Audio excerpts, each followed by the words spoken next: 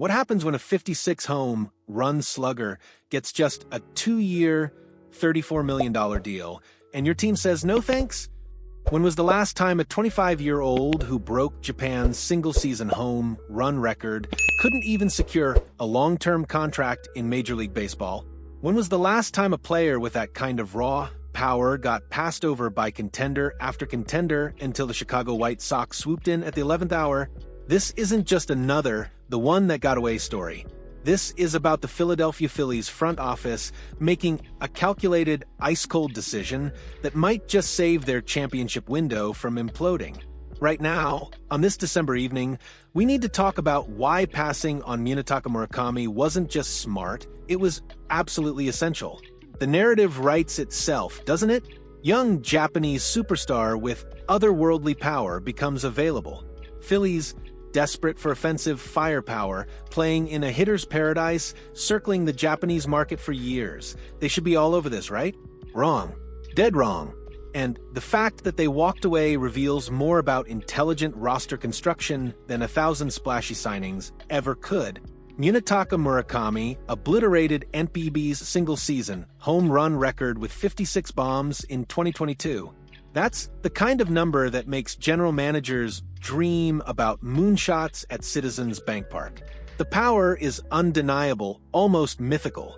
When Murakami connects, the ball doesn't just leave the yard, it leaves the atmosphere. The Phillies have been circling the Japanese market for years, looking for transformative talent.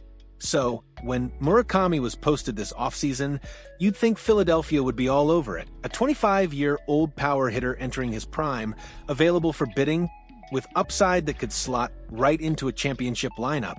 But beneath the gaudy home run totals, there were warning signs so glaring they should have scared off every contending team in baseball. Let me hit you with statistics that should make your blood run cold. According to ESPN's Jeff Passan, Murakami's strikeout rate over the last 3 seasons has been at least 28% in each campaign. And we're talking about a player transitioning from NPB to MLB, where velocity jumps dramatically, where breaking stuff has sharper bite, where command is exponentially better. Here's the kicker. Murakami's 72.6% in-zone contact rate would have been the second lowest among qualified MLB hitters in 2024. Read that again. The second lowest. This isn't a guy struggling with pitches outside the zone. He's struggling to make contact with pitches right down the middle of the plate. Think about what that means facing Jacob deGrom's 101 miles per hour fastball or Spencer Strider's wipeout slider. When you're already striking out 28+% against 93 miles per hour fastballs, what happens when you're facing 98 with cut and sink? That 72.6% contact rate isn't just a red flag. It's a flashing neon sign screaming buyer beware. The velocity gap between NPB and MLB is massive. While Japanese pitchers are incredibly skilled, the average fastball velocity in NPB sits several ticks below MLB standards. Murakami crushed 56 home runs against pitching that wasn't regularly throwing 97 to 99 miles per hour with late movement. The transition isn't just difficult, it's historically been a graveyard for players who rely on timing and bat speed. When your swing is calibrated for 92 to 94 miles per hour and suddenly you're seeing 98 to 100, the adjustment isn't linear. It's exponential. Your timing gets thrown off by milliseconds, which in baseball might as well be hours. The Phillies saw a hitter whose swing and miss tendencies in a slower environment suggested he'd be carved up by MLB's elite pitching. They've seen this movie before. International signings flaming out when the velocity jump proved too much. They weren't about to commit significant resources to a player whose fundamental approach screamed high-risk gamble. Even if you convinced yourself the bat would translate, you'd still have to deal with the defensive nightmare. Murakami isn't known for his glove at third base. Most scouting reports suggest he's a liability there, the kind of player who turns routine ground balls into adventures. The consensus? He'd have to move to first base in the majors. Now think about the Phillies roster. They have Bryce Harper, a former MVP, a cornerstone manning first base. Harper isn't moving. They're not creating some awkward platoon to accommodate a defensively challenged Japanese import with massive swing and miss concerns. So, where would Murakami play? Designated hitter? The National League doesn't use the DH frequently, and when they do, you want that spot for aging stars who can still rake. You don't use it for a 25-year-old who should be athletic enough to play defense. The positional inflexibility alone should have been a deal-breaker. Combined with everything else, the strikeouts, the velocity concerns, the contact issues, it becomes a complete non-starter. Here's where the Phillies' decision-making becomes impressive. They recognized they needed power, but instead of gambling on Murakami, they went with Adolis Garcia.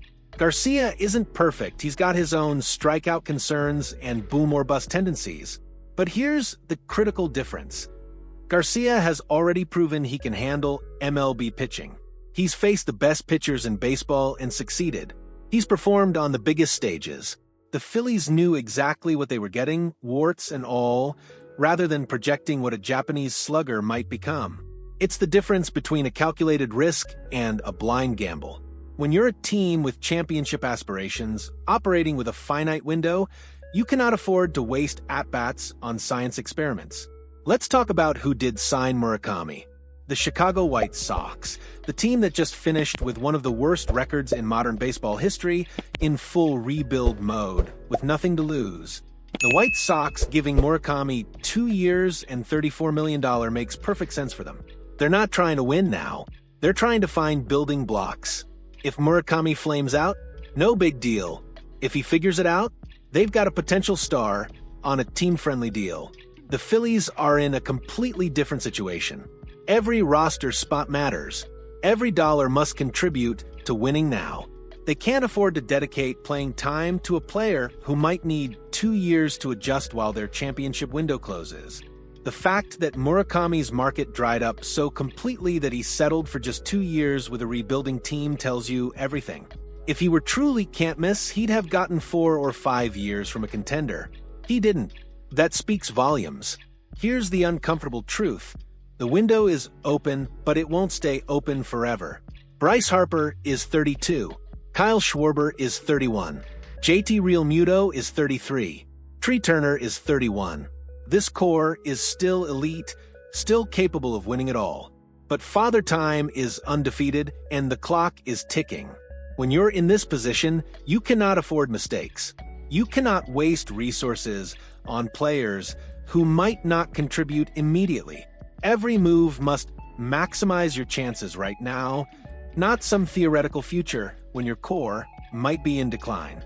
The Phillies have been aggressive when it made sense, signing Turner, extending Harper. But they've also shown remarkable restraint when the fit wasn't right. Passing on Murakami is exactly that kind of disciplined decision-making. In a sport where teams routinely overpay for potential, where GMs get seduced by tools and upside, the Phillies chose a different path.